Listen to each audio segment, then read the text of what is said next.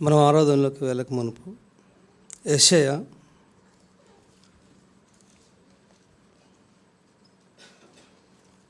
మొదటి అధ్యాయం. యెషయా మొదటి అధ్యాయం.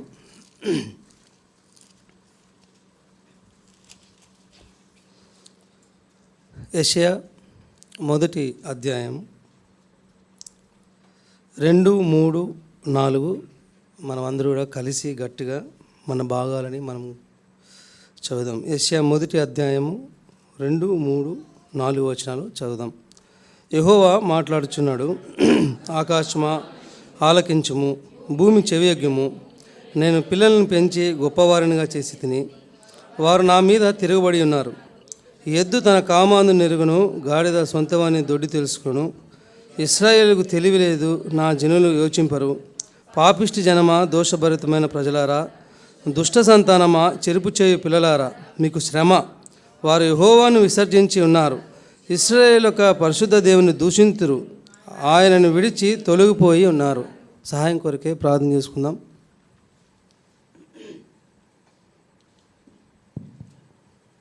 ప్రేమ నమ్మకం గల నా ప్రియ పరలోకపు తండ్రి, ప్రేమ గల దేవా, యేసుక్రీస్తు నామములో ప్రార్థించేటకు ఇచ్చిన కృపను బట్టి వందనాలు.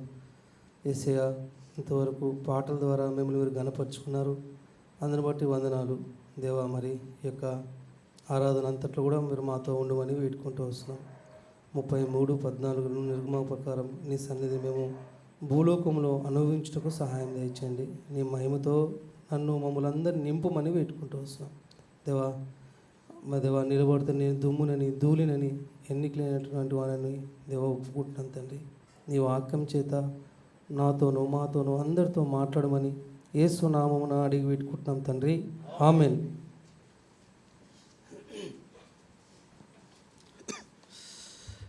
ప్రియ స్నేహితుడా, యెషయా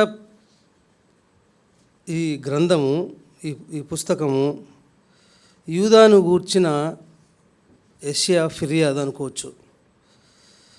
ఇక్కడ యెహోవా మాట్లాడుచున్నాడు. ఆకాశమా ఆలకించుము, భూమి చెవియొగ్గుము. నేను పిల్లలను పెంచి గొప్పవారిగా చేసి తిని, వారు నా మీద తిరుగుబడి ఉన్నారు. ఈ వచనము మనం చదువుతూ ఉంటే ఏం గుర్తుకొస్తుందంటే, ఒక తండ్రి ఆవేదన గుర్తొస్తుంది. ఒక పరలోకపు తండ్రి, ఒక దేవుడు, ఒక సృష్టికర్త, తాను నిర్మించిన మానవుడు పడిపోటుని చూచి మాట్లాడుతున్న మాటలు ఇవి. యెహోవా మాట్లాడుచున్నాడు. ఎవరు చెప్పుకుంటున్నాడు తన గోడంతా అంటే, ఆకాశమా ఆలకించుము, తర్వాత భూమి చెవియొగ్గుము. వాళ్ళకి చెప్పుకుంటున్నాడు తన ప్రజల కొరకు. ఏమని చెప్తున్నాడంటే, నేను పిల్లలను పెంచి గొప్పవారినిగా చేసి తిని, వారు నా మీద తిరుగుబడి ఉన్నారు. మానవునికున్న నైజం ఏంటంటే, మానవునికి పుట్టుకతో ఉన్న గుణం ఏంటంటే, మనకు ఈ గుణమే తిరుగుబాటు గుణం. చూడండి, ఒకరు 3వ వచనం చదవండి. ఎద్దు తన కామాందు నెరుగును, గాడిద సొంతవాని దొడ్డి తెలుసుకును. ఇశ్రాయేలుకు తెలివి లేదు. అంతేనండి, ఇంకేముందాడా? నా జనులు యోచించరు, నా జనులు యోచించరు. మొదట ఏం చూసాము? ఇక్కడ తిరుగుబడి ఉన్నారు. రెండోది రాయబడింది తెలివి లేదు, అజ్ఞానం కదండి. 3వ వచనం చదవండి, 4 చదవండి సిస్టర్. పాపిష్టి జనమా, దోషభరితమైన ప్రజలారా, దుష్ట సంతానమా, చెరుపు చేయు పిల్లలారా, మీకు శ్రమ. తిరుగుబాటు స్వభావం, తెలివి లేదు అనగా అజ్ఞానం కదండి. తన తండ్రి పిల్లలను పెంచి పెద్దవారిగా చేసి ఒక ప్రయోజనంగా చేస్తే, ఆ తండ్రి మీద ఈనాడు మానవుడు తిరుగుబాటు చేస్తున్నాడు. ఎంత మంచివాడిదండి. నేను పిల్లలను పెంచి గొప్పవారిగా చేశాను. గొప్పవారిగా చేస్తే ఏం చేశారు? తిరుగుబాటు చేశారు నా ప్రజలు. యూదాను గురించి ఈ యొక్క యెషయా ఫిర్యాదు. అంతేకాదు సార్వత్రికమైన దుష్టత్వం గురించి ఈ అధ్యాయంలో రాయబడి ఉంది. ఎంత మంచి మాట రాయబడింది అంటే, ఎద్దు తన కామాందు నెరుగును, గాడిద సొంత వాని దొడ్డి తెలుసుకును, ఇశ్రాయేలులకు తెలివి లేదు. రండి ఇర్మియా ఒక మాట. ఇర్మియా 8:7 చూడండి. ఇర్మియా 8:7 చూడండి. అది అక్కడే పెట్టుకుని ఇర్మియా 8:7 రండి.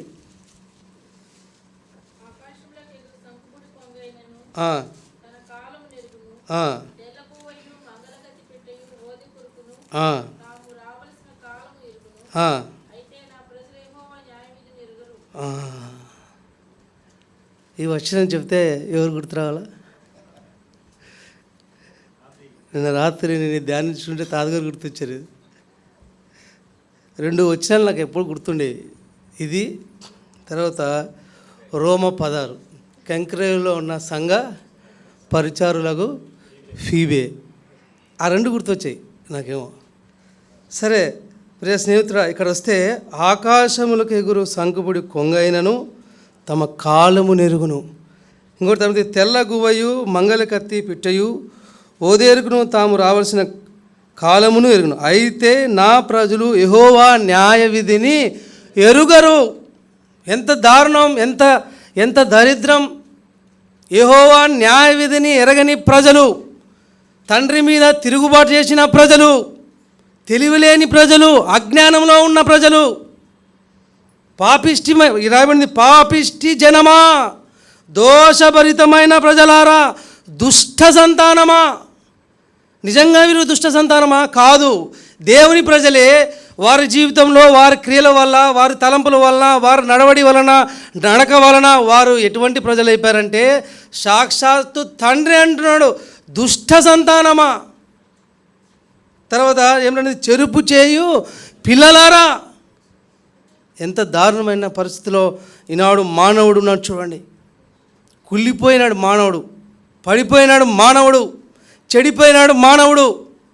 చదవండి సిస్టర్, ఒకసారి 4వ వచనం చదవండి మరొకసారి. పాపిష్టి జనమా, దోషభరితమైన జనులారా, దుష్ట సంతానమా, చెరుపు చేయి పిల్లలారా, మీకు శ్రమ. ఇక్కడ రాయబడింది, ఇశ్రాయేలు యొక్క పరిశుద్ధ దేవుని దూషింతురు, ఆయనని విడిచి తొలిగిపోయి ఉన్నారు. చెప్పండి, ఆరాధనకు సమీపమునుపు మానవుడు ఎటువంటి పరిస్థితుల్లో ఉన్నాడంటే, తన సొంత తండ్రిని, తన సొంత దేవుణ్ణి మీద తిరుగుబాటు చేసి ఉన్నాడు. అంతేకాదు తెలివి లేకుండా జీవిస్తున్నాడు. ఆకాశంకి ఎగురుతున్న కొంగకైనా జ్ఞానం ఉంది, కానీ తన కాలం ఉంది ఎరుగును, కానీ ఈనాడు మానవుని న్యాయ విధిని ఎరగరు. న్యాయం ఏదో, అన్యాయం ఏదో, కష్టమేదో, సుఖమేదో, ఏది కరెక్టో, ఏది రాంగో, ఏది తెలియని ప్రజలు, తెలివి లేని ప్రజలు. ఎంత మంచి మాట! ఎద్దు తన కామాందుని ఎరుగును. తన యజమాని ఎవరో ఎద్దు ఎరుగునండి. ఈనాడు ప్రజలకు తెలుసా? ఈనాడు ప్రజలకు తెలీదు. ఈనాడు మన యజమాని ఎవరో మనకు తెలీదు, మన తండ్రి ఎవరో మనకు తెలీదు, మన కాపరి ఎవరో మనకు తెలియదు, మన సృష్టికర్త ఎవరో మనకు తెలియదు. అజ్ఞానం. అందుకే రాయబడింది, తెలివి లేదు, నా జనులు యోచింపరు. రాయబడింది, ఎద్దు తన కామాంది నెరుగును, గాడిద సొంతవాన్ని దొడ్డి తెలుసుకును. కదండి, గాడిద చూడండి ఎక్కడికి వెళ్ళిపోతుంది? ఈవినింగ్ అయిపోతేనే తన దొడ్డిలోకి తను వెళ్ళిపోతుంది, తన ప్రాంతానికి తను వెళ్ళిపోతుంది కదండి. ఈనాడు మానవుడు ఎక్కడికి వెళ్ళిపోతున్నాడు? గాడిదకున్న జ్ఞానం, కొంగకున్న జ్ఞానం మనకి లేదు. చూడండి, సామెతలు 1వ అధ్యాయం 16 చదవండి. సామెతలు 1:16 ముందుకెళ్దాం. సామెతలు 1:16 తీసేవాడు.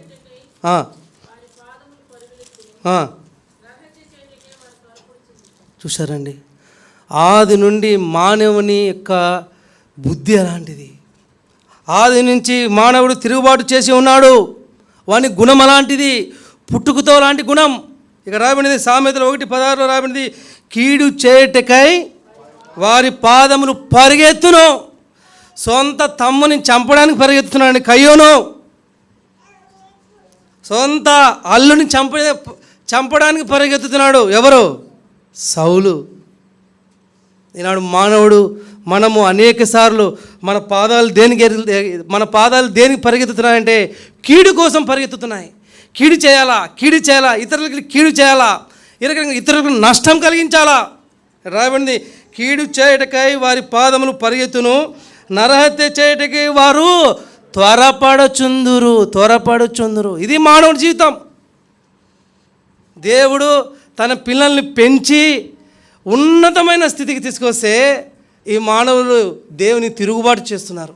ఈ మానవులు తెలివి లేకుండా జీవిస్తున్నారు. ఈ మానవులు దేవుని న్యాయ విధిని ఎరుగరు. ఈ మానవులు కీడు చేయడానికి పరిగెత్తుతున్నారు కదండి. ఆది అయిన ఆదాము కుమారుడు, మొట్టమొదటి కుమారుడు ఎట్ట పరిగెత్తాడండి? సొంత తమ్ముని చంపడానికి తన పాదాలు పరిగెత్తాయి. దేశ దిమ్మరైపోయాడు తర్వాత కదండి. ఎంత ఘోరం, ఎంత కష్టం. ఈనాడు మానవుని జీవితం అదే. ఒకప్పుడు యేసుక్రీస్తు ప్రభుని ఎరగక మునుపు మనము ఇటువంటి వారమే, కీడు చేయడానికి పరిగెత్తిన వారమే, ఇతరులకి కష్టపెట్టిన వారమే. చూడండి, ఒక మంచి మాట ఉంటుంది. ద్వితీయోపదేశకాండము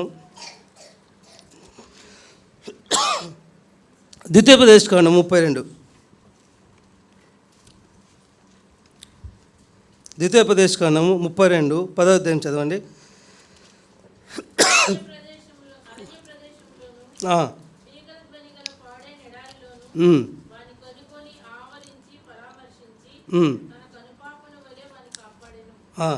చదవండి సార్, 15 వరకు చదవండి.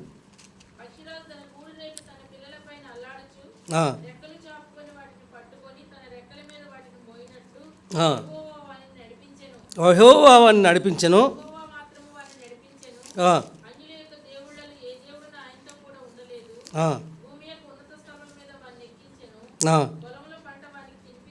చాలు ఇస్తారు. పొలముల పంట వానికి తినిపించను. ఎన్నో వచ్చినాం అది? 13. ఇప్పుడు మనము 14 చదువుదాం. అందరు చదువుదాం. చదవండి, అందరు చదవండి.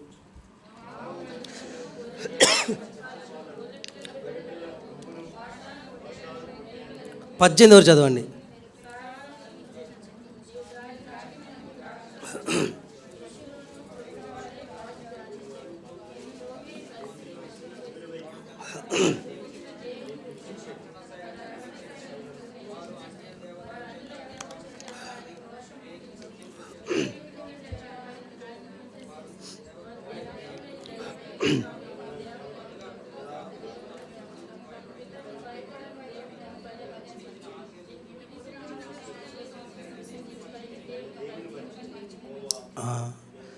లాస్ట్లో మాట ఉంది, నిన్ను కనిన దేవుని మంచిది.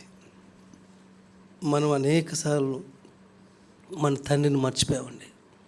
అనేకసార్లు మన తండ్రిని మోసపుచ్చామండి. అనేకసార్లు మన తండ్రిని తిరుగుబాటు చేశామండి. అనేకసార్లు మన తండ్రి ఎదుట అజ్ఞానంగా బ్రతికామండి, తెలివి లేకుండా బ్రతికామండి. ఒక తండ్రి యొక్క ఆవేదన ఏంటంటే, తన కుమారుడు అజ్ఞానంలో ఉంటే, తెలివితేటలు లేకుండా ఉంటే, తను ఎరగకుంటే ఎంత వేదన ఉంటుందో ఆకాశం చెప్తున్నాడు. ఆకాశానికి, భూమికి చెప్తున్నాడు దేవుడు. ఆకాశమా ఆలకించు. ఎవరి గురించి చెప్పట్లే, నా ప్రజల గురించి చెప్తున్నాడు. ఇక్కడ రాయబడింది, నిన్ను పుట్టించిన ఆశ్రయదుర్గమును విసర్జించితివి, నిన్ను కనిన దేవుణ్ణి మరచితివి. మోషే చెప్తున్నానండి. మోషే ఈ 32వ అధ్యాయం ఏం అధ్యాయం అంటే, దేవుని సర్వ సంపూర్ణతలను వివరించుచున్న మోషే పాట ఇది. తెలుసా అండి? 32వ అధ్యాయం ద్వితీయోపదేశకాండం, ఇది మోషే పాట. మనం తెలుసు, ఇందులో మంచి పాటలు ఉన్నాయి. చూడండి, ఎక్కడుంటా చూడండి. పక్షిరాజు తన గూడు రేపి తన పిల్లలపైన అల్లాడుచు రెక్కలు చాపుకొని వాటిని పట్టుకొని తన రెక్కల మీద వాటిని మోయినట్లు యెహోవా వారిని నడిపించెను. ఇశ్రాయేల్ ప్రజలు ఐగుప్తులో, ఆ బానిసత్వములో, ఆ ఇనుప కొలిములో శ్రమలో ఉన్నప్పుడు, బాధలో ఉన్నప్పుడు తను చూచాడండి, తన కన్నులతో చూచాడు. దేవుడు వారి మొరను ఆలకించాడు. అందుకే రాయబడింది, పక్షిరాజు గూడు రేపి రాయబడింది, తన పిల్లలను అల్లాడుచు రెక్కలు చాపుకొని వాటిని పట్టుకొని తన రెక్కల మీద వాటిని మోయినట్లు. దేవుడు తన రెక్కల మీద ప్రజలు మోసాడండి. ప్రజలు ఉదయకాలం పగలు మేఘస్తంభముగా, రాత్రి అగ్నిస్తంభముగా ఆనాడు ఇశ్రాయేలు ప్రజల్ని దేవుడు కాపాడాడు. ఎంత అద్భుతం! ఒకే దేశములో సంతోషం, ఒకే దేశంలో అదే రోజున దుఃఖం కదండి. ఇశ్రాయేలుల ఐగుప్తులో ఉన్న ఇశ్రాయేల్ దేశంలో, ఐగుప్తులో ఉన్న ఇశ్రాయేల్ ప్రజల ఇళ్లలో ఆనందం ఉంది. ఐగుప్తుల ఇళ్లలో మరణం ఉంది. అట్లా కాపాడాడండి దేవుడు మనల్ని. తన రెక్కల మీద పెట్టుకున్నాడు మనల్ని. తన రెక్కల మీద పెట్టుకొని అరణ్యంలో మనల్ని తీసుకెళ్ళాడు. ఎంత మంచి మాట రాయబడింది, యెహోవా మాత్రము, అటు చూడండి 12లో, యెహోవా మాత్రం వానిని నడిపించెను. పరిశుద్ధ నాయకుడు అండి మన దేవుడు, పరిశుద్ధమైన నాయకుడు. ఎవరు నడిపించారండి ఆ విధంగా? అదే అన్నాడు దేవుడు. అక్కడ ఒక మాట ఉంటుంది చూడండి, 12వ వచనంలోనే, యెహోవా మాత్రము వాని నడిపించెను, అన్యుల యొక్క దేవులలో ఏ దేవుడును ఆయనతో కూడా లేదు. సబ్స్టిట్యూట్ లేదు, నో సబ్స్టిట్యూట్. దేవుడు ఎక్కడ ఎవరితో నుంచి సబ్స్టిట్యూట్ తీసుకోలేదు, ఎవరి సహాయం తీసుకోలేదు. మంచి మాట ఉంటుంది, నాకు ఇప్పుడే గుర్తొస్తుంది చూడండి. నిర్గమకాండం 15వ అధ్యాయంలో, నిర్గమకాండం 15వ అధ్యాయంలో వేల్పులలో చూడండి, వేల్పులలో నీ వంటి వాడు 16 చదవండి తీసిన వారు. ఎన్నో వచ్చిన సిస్టర్ అది? 16, 11 క్షమించండి, 15, 11 చదవండి సిస్టర్. యెహోవా వేల్పులలో నీ వెంటి వాడెవడు? పరిశుద్ధతను బట్టి మహనీయుడండి మన దేవుడు. మహనీయుడవు, స్తుతి కీర్తనను బట్టి పూజ్యుడవు, అద్భుతములు చేయవాడు. మన దేవుడు తలుచుకుంటే ఎర్ర సముద్రం చీల్చగలడు. మన దేవుడు తలుచుకుంటే సింహపు బోనులో ఉన్న దానియేలును కాపాడగలడు. మన దేవుడు తలుచుకుంటే వర్షమును కురిపించగలడు. మన దేవుడు తలుచుకుంటే వర్షమును ఆపగలడు. మన దేవుడు తలుచుకుంటే సముద్రంలో నడవగలడు. సామాన్యుడైన పేతుర్ని కూడా నడిపించగలడు. అటువంటి గొప్ప పరిశుద్ధమైన నాయకుడు మన ప్రభు. అందుకే ద్వితీయోపదేశకాండంలో 32లో రాబడింది, అయా పక్షిరాజు ఏ విధంగా తన పిల్లలను మోసుకొని పోయిందో, శ్రమలో ఉన్నప్పుడు, బాధలో ఉన్నప్పుడు, ఐగుప్తులో మీరున్నప్పుడు నేను మిమ్మల్ని అలా మోసుకొని వెళ్ళాను. అయితే మీరేం చేశారండి? ఇక్కడ రాయబడింది, నిన్ను పుట్టించిన ఆశ్రయ దుర్గమును విసర్జించితివి, నిన్ను కనిన దేవుణ్ణి మర్చిపోయాం. మానవుకున్న నైజం మనం మర్చిపోతాం. మనం మానవుకున్న గుణం, మనం కృతజ్ఞతాహీనులం.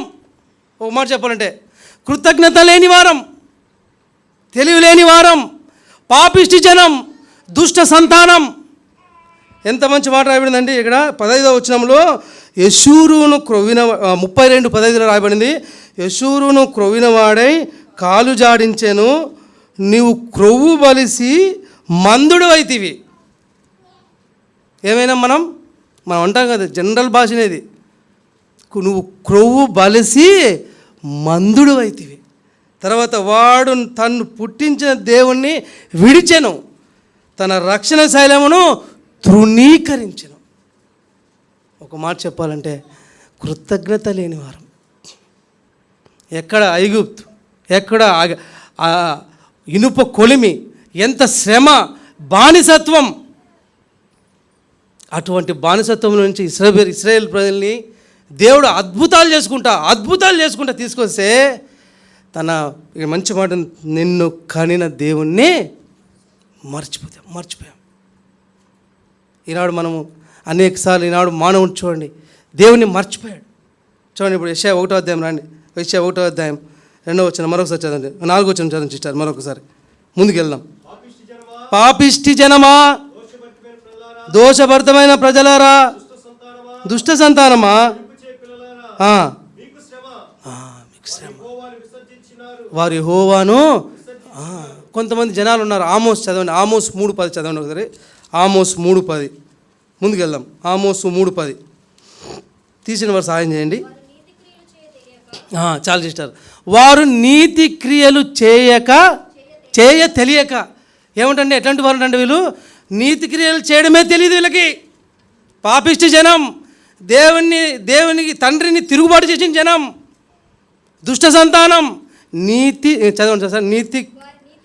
వారి నీతి క్రియలు తెలియక. నేను చెప్పట్లేదు, రోమా 13లో ఉంటుంది. రోమా 13లో దేవుని నీతి ఎరగక స్వనీతిని స్థాపించుకునే జనం మనం. దేవుని నీతి అక్కర్లేదు, మన స్వనీతే, మన క్రియలే కదండి. ఈనాడు లోకంలో చూడండి, మానవుడు వాడు చేస్తున్న భక్తి పరలోకాన్ని తీసుకువెళ్తుంది అనుకుంటున్నాడు. వాడు చేస్తున్న భయం, దేవుని పట్ల జరుగుతున్న పద్ధతులు స్వర్గాన్ని తీసుకెళ్ళిపోతాయి అనుకుంటున్నాడు.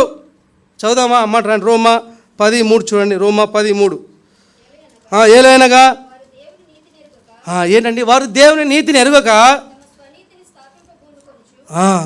వారి స్వనీతిని స్థాపింప పూనుకొనుచు దేవుని నీతికి లోబడలేదండి.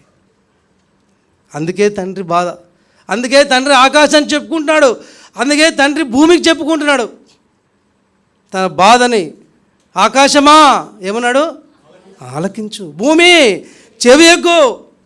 నేను పిల్లల్ని పెంచాను కానీ వారు నా మీద తిరుగుబాటు చేసి ఉన్నారు. నా పిల్లలు ఎలాంటి పిల్లలు తెలుసా, నీతి క్రియలు చేయలేని ప్రియలు. తెలియదు నా పిల్లలు ఎటువంటి పిల్లలు కదా తెలుసా, ఎటువంటి వారంటే నా నీతిని ఎరగరు. వారు స్వనీతిని వారు స్వనీతిని వారే చేసుకుంటున్నారు. నా స్వనీతిని వారు చేయటం లేదు. కాబట్టి ఇక్కడ రాయబడింది, స్వనీతిని స్థాపింప పూనుకొనుచు దేవుని నీతికి లోబడలేదు. నాకు లోబడటం లేదు వాళ్ళు. ఇటువంటి ప్రజలు మనం. పుట్టుకతో నుంచే ఇటువంటి గుణాలు కలిగిన వారం మనం. చూడండి, ఇంకో మంచి మాట ఉంటుంది. మన హృదయం కూడా ఎటువంటి హృదయమో. ఎఫెసీయుల రాసిన పత్రిక 4:18 మానవుని హృదయం. తీసిన వారు సహాయం చేయండి. అంధకారమైన మనసు కలిగిన వారై తమ హృదయ కాఠిన్యము వలన ఏ జ్ఞానం అండి ఇది? అజ్ఞానం. చూశాం కదా యెషయా 1వ అధ్యాయంలో తెలివి లేదు, అజ్ఞానము చేత దేవుని వలన కలుగు జీవములో నుండి వేరుపరచబడిన వారాయ్. అది తమ మనసుకి ఏది కలిగితే అది. ఒకని ఎదుట సరైన మార్గం కలదు, తుదకు అది మరణం.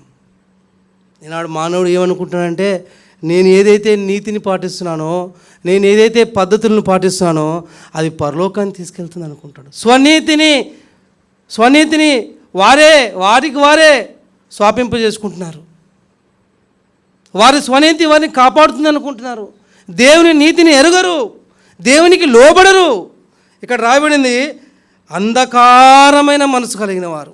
అంతేకాదు తమ హృదయ కాఠిన్యం. కొంతమంది ఉంటారు, హృదయ కాఠిన్యం అంటే వాళ్ళ హృదయం మనకు అనిపిస్తుంది కదా. నిత్యము మనము ప్రజల్లో తిరుగుతున్నప్పుడు, నిత్యము ఈ లోకంలో మనం జీవిస్తున్నప్పుడు కొందరు హృదయాన్ని చూస్తుంటే బండరా, అది బండ అంటాం. బండ హృదయం కదరా అనేది అంటాం. ఇక్కడ రాయబడింది హృదయ కాఠిన్యము వలన తమలోనున్న అజ్ఞానము చేత రాయబడింది దేవుని వలన కలుగు జీవములో నుండి వేరైన వారం. దేవుని జీవంలో లేం, వేరైపోయాం దేవుని నుండి మనం. అందుకే అంటాడు, ఆకాశమా ఆలకించు, నా పిల్లలు ఇలా ఉన్నారు. భూమి చెవియొగ్గు, నా పిల్లలు ఇలా ఉన్నారు. ఇక రాబడి తన మనసుకు కలిగిన వ్యర్థతను అనుసరించి నడుచుకొనిచున్నారు. ఇది మానవుని యొక్క పరిస్థితి. ఇటువంటి పరిస్థితుల్లో మానవుడు ఉంటే, ఇటువంటి పాపములో మానవుడు ఉంటే, ఈ పాపంలో నుండి నశించిపోకుండా ఆ దేవాతి దేవుడు, ఆ పరలోకపు తండ్రి ఈ పాపంలో ఉన్న మానవుని చూశాడు. హెచ్కేల్ 16లో ఒక శిశువు ఉంటాడు. చదువుదామా ఆ మాట రాండి. హెచ్కేల్ 16 ఏనండి ఇది. హెచ్కేల్ 16 తీసిన చదవండి. హెచ్కేలు 16:2 చదవండి. నరపుత్రుడా,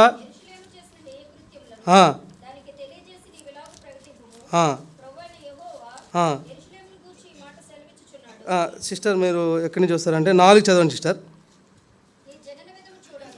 నీ జనన విధానము చూడగా నువ్వు పుట్టిన నాడు నీ నాభి సూత్రం కోయబడలేదు, శుభ్రమవుటకు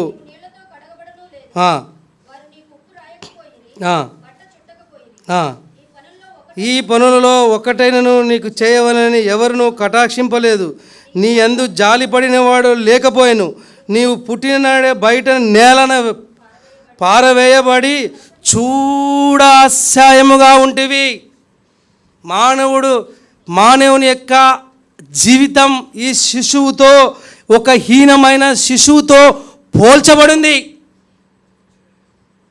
మానవుని యొక్క జీవితం, మానవుని యొక్క పాపం, మానవుని యొక్క దుష్టత్వం, మానవుని యొక్క హృదయ కాఠిన్యం ఈ శిశువుతో, హీనమైన శిశువుతో పోల్చబడింది. ఇక్కడ రాయబడింది చూడండి. నీ యందు జాలి పడినవాడు లేడు. నీవు పుట్టిన నాడే బయట నేలన పారవేయబడినావు. అంతేకాదు రాయబడింది 6వ వచనంలో, చూడ అసహ్యంగా ఉన్నావు. అంతేకాదు, అయితే ఇక్కడ చూడు వచనం, అయితే నేను నీ యొద్దకు వచ్చి రక్తంలో పొర్లుచున్న నిన్ను చూచి, ఆనాడు కష్టంలో, బాధల్లో, శ్రమలో ఉన్న ఐగుప్తులో ఉన్న ఇశ్రాయేల్ ప్రజలను చూసి, పక్షిరాజు ఏ విధంగా అయితే తన రెక్కల మీద మోసుకొని పోయినట్టుగా దేవుడు తన ప్రజల్ని మోసుకెళ్ళినట్టు ఇక్కడ కూడా హీనమైన శిశువుని చూసి ఇప్పుడు ఏమంటున్నాడు చూడండి. అయితే నేను నీ యొద్దకు వచ్చి ఎట్లున్నాడంట శిశువు రక్తములో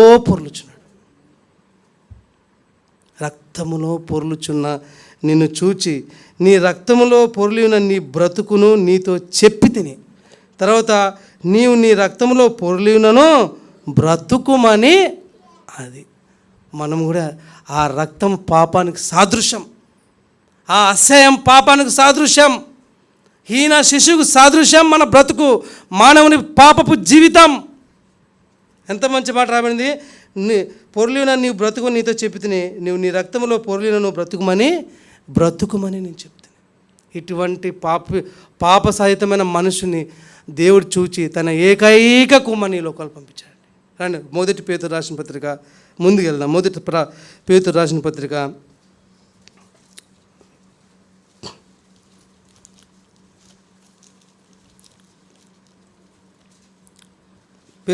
మొదటి పత్రిక 2వ అధ్యాయం 21వ వచనం చదవండి.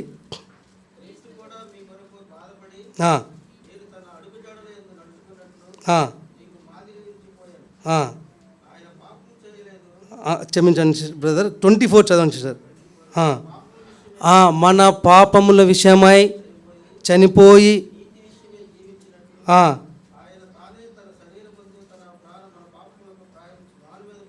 మాను మీద మోసుకొనెను, ఆయన పొందిన గాయముల చేత మీరు స్వస్థత నొందితిరి.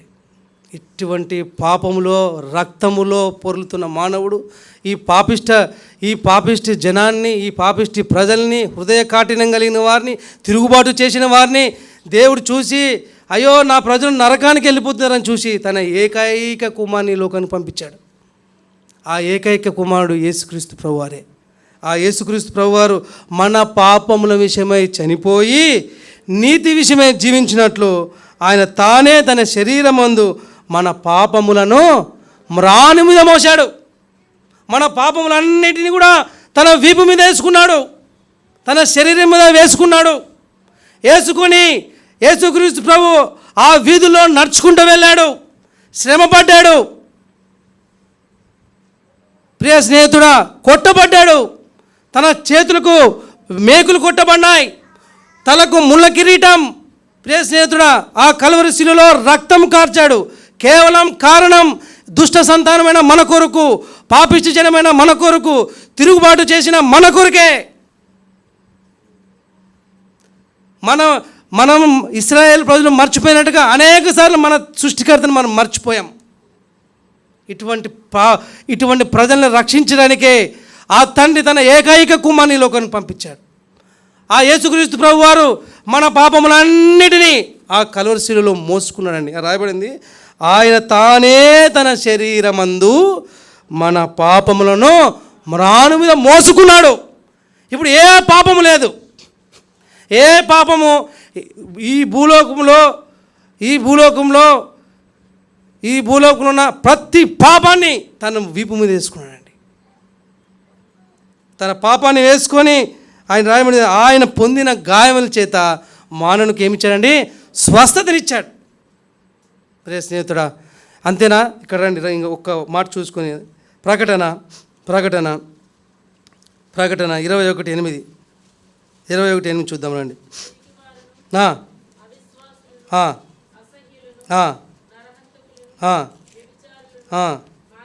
మాంత్రికులను, విగ్రహారాధికులను,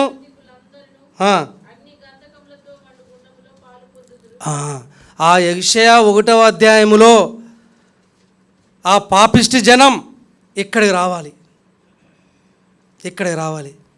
కానీ యేసుక్రీస్తు ప్రభువారు ఈ లోకంలో రావడం చేత ఈ రెండవ మరణాన్ని తప్పించడానికి, ఈ నరకానికి తప్పించడానికి యేసుక్రీస్తు ప్రభు తానే శిలువ మీద మన పాపాలన్నీ మోసుకున్నాడండి. మోసుకొని ఇప్పుడు మనకేమిచ్చాడు యేసు ప్రభు? రండి, అక్కడే ప్రకటన గ్రంథం 7:9 చదవండి. 7 ప్రకటన గ్రంథం 7:9 ప్రకటన గ్రంథం 7:9 ముగిచేస్తున్నాను.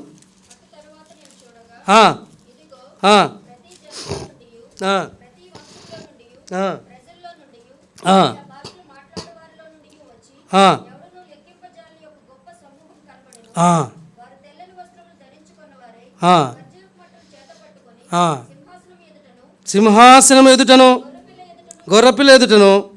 చాలు బ్రదర్ సిస్టర్, చూసావా ప్రియ స్నేహితుడా, రెండో మరణానికి పాత్రులం. ఆ లిస్టులో ఎక్కడో ఉన్నాం మనం. పిరికివారు, అస్యలము, అబద్ధికులంలో ఎక్కడో ఉన్నాం మనం. ఎక్కడో ఉన్నాం. అతిక్రమం చేసిన వారు, దుష్ట సంతానము, తిరుగుబాటు చేసిన వారమి, ద్రోవులము, కృతజ్ఞత లేని వారం మనం. రెండవ మరణానికి పాత్రులం. ఇటువంటి మనలను రక్షించడానికే యేసుక్రీస్తు ప్రభువారు ఆ కల్వరి శిలువలో మన పాపమును మ్రాను మీద మోసి ఇప్పుడు ఏం చేశాడంటే పరలోకానికి వారసులుగా చేస్తూ వచ్చాడు. అందుకే ఇప్పుడు ఎవరండి ఆరాధికులు అంటే? పరలోకానికి వెళ్ళే వారసులే ఆరాధికులు. ఎవరు ప్రభుని ఆరాధిస్తారంటే వారే. ఈనాడు సంఘాల్లో ఆరాధించలేని ఆరాధికులు, బలలో చేయలేని పరిచారకులు, గద్దించలేని సేవకులు, చూస్తూ పోతున్న పరిశుద్ధులు. ఇది పరిస్థితి. దారుణం, దరిద్రం. ఎంత మంచి మాట ఇక్కడ రాయబడిందండి. ఇక్కడ చూడండి, అటు తర్వాత నేను చూడగా ఇదిగో ప్రతి జనములో నుండి, ప్రతి వంశంలో నుండి, ప్రజల్లో నుండి, ఆయా భాషలు మాట్లాడేవారి నుండి వచ్చి ఎవడనూ లెక్కింపజేయని ఒక గొప్ప సమూహము కనబడెను. అక్కడున్నాం మనం. అసలు 7వ అధ్యాయంలో మొదట చదివితే అది ఒక లెక్క ఉంటుంది, 1,44,000. నేను బీటెక్ చదువుతున్నప్పుడు ఒక అంకుల్ వచ్చాడు. వాళ్ళు వీళ్ళే ఎవరు? యెహోవా దేవుళ్ళు, యెహోవా దేవుని నమ్మాలంటారు, యెహోవా సాక్షులు. అయితే ఆయన చెప్పారు, మరి పరలోకాన్ని వెళ్ళేది కొంతమంది అన్నారు. ఇదే నువ్వు తిప్పి కొడితే 1,40,000 మనం ఎక్కడ ఉంటాం? మనం అంత పవిత్రులం కాదు కదా.